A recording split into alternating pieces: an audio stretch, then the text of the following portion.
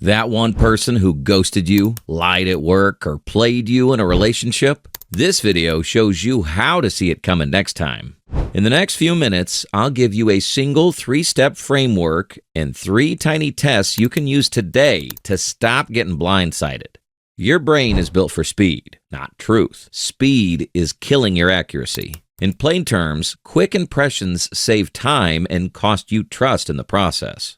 Forget memorizing people's micro-expressions as a magic key to understanding them. Instead, think of people like Google Maps. Intent equals the destination. They say they want to help you move. Behavior, the turns they take. They say they want to help you move. Context equals the traffic. They blame traffic, but you notice their Instagram story at brunch. If one of these is off, you get lost. Use all 3 to check whether someone's telling you the truth about who they are.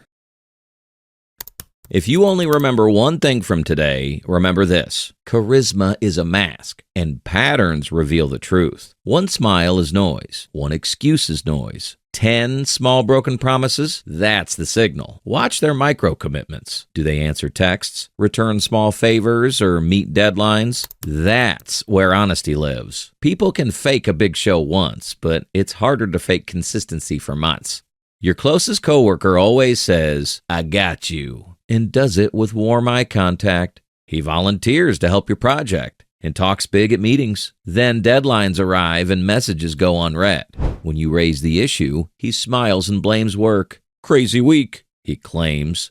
Here you see that his intent, helpful, doesn't match his behavior, doesn't follow through, and context, claims busy, is used as an excuse. That mismatch is a pattern you should trust less, not because he smiled, but because his tiny actions didn't add up. Same rule on a date. One grand romantic gesture is noise. Remembering the small things the day after is a signal.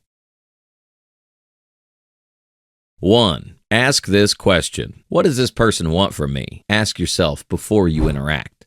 2. Log micro-commitments. Mentally note small promises or gestures for a week. Ask yourself, did they keep up? Use this to build evidence. 3. Test it out. Give a tiny test. Hey, can you ping me the doc in 20 minutes so I can review? I'll drop a quick note after lunch. If they do it, this signals increased trust. If not, you've got your confirmation. These steps are hard to fake.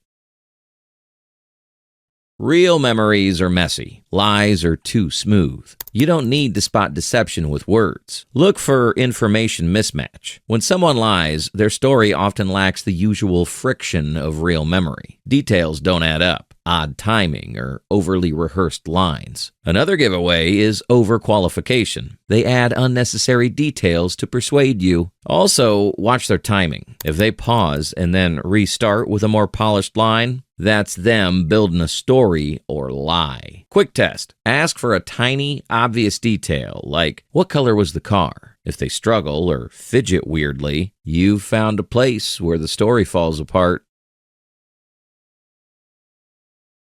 People love dramatic gestures, crossed arms, big smiles, but the small stuff is where you find the honesty. Feet and torso. These usually turn towards what we desire. If you see someone's feet pointing away, they're mentally preparing to leave. Micro-commitments. These are the tiny actions people repeat. You know their true intentions by observing these. Speech rhythm. When you catch them stuttering, repeating phrases, or showing unnatural formality, it's a giveaway that they're lying. Try this tonight. Notice where everyone's feet point at dinner. You'll never unsee it. That single observation will tell you more than one smile. Also, don't weaponize this. These are suggestive signals, not courtroom proof. None of these signs are equal to or should replace a confession. Always use multiple pieces of evidence gathered over time, and not a single event.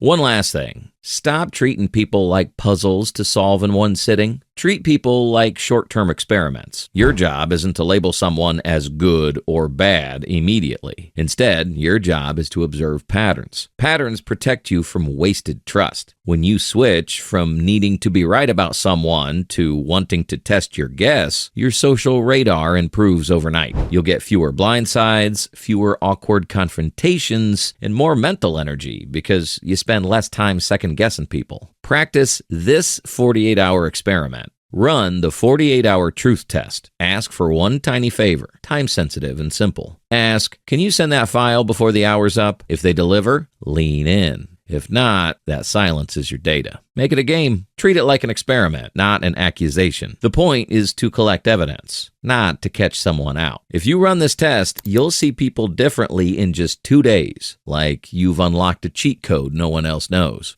Drop your 48-hour test result in the comments below in this short format. Context, what you assumed, what actually happened. I'll pick the 3 wildest and break them down in the next video. Make it a mini-game. The stranger the result, the better the breakdown. And when you drop your story, you'll realize the scariest part. It wasn't a lie that fooled you, it was the frame. That's why you can't miss the framing trap. It's the playbook for how truth can be bent until it hits harder than any lie. Click the link on your screen and let's keep playing this game, but on a bigger stage.